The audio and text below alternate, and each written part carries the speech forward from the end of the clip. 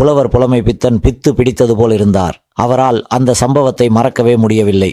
எங்க போனாலும் அது எட்டி எட்டி பார்த்துட்டே இருந்தது. ஒரு சின்ன பிளாஷ்பேக். 1000 நிலவே வா, இந்த பச்சை கிளிக்கு, இப்படி எண்ணற்ற பாடல்களை மக்கள் திலகம் எம்ஜிஆருக்காக எழுதியவர் புலவர் புலமை பித்தன். அவர் பாடல் எழுதிய முதல் படம் ஆண்டவன் கட்டளை, அடுத்தது கலங்கரை விளக்கம். ரெக்கார்டிங் செய்தும் சில காரணங்களுக்காக படத்தில் அந்த பாடல்கள் இடம்பெறவில்லை. அதனால் பித்து பிடித்த மனநிலையில் அவர் இருந்தார். அப்பொழுது குடியிருந்த கோயில் பட கம்பெனியிலிருந்து அழைப்பு வந்தது.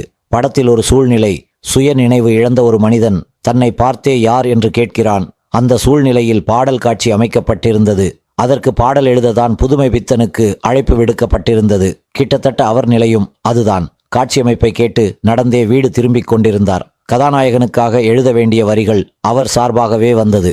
தெருவில் கிடந்த துண்டு பேப்பரை எடுத்து உடனே எழுதத் தொடங்கினார். இப்படி: நான் யார், நான் யார், நீ யார். குடியிருந்த கோவில் படம் வெற்றி படமாக அமைந்தது. அந்த பாடல் புலமை பித்தனின் கணக்கை தொடங்கி வைத்த பாடல்.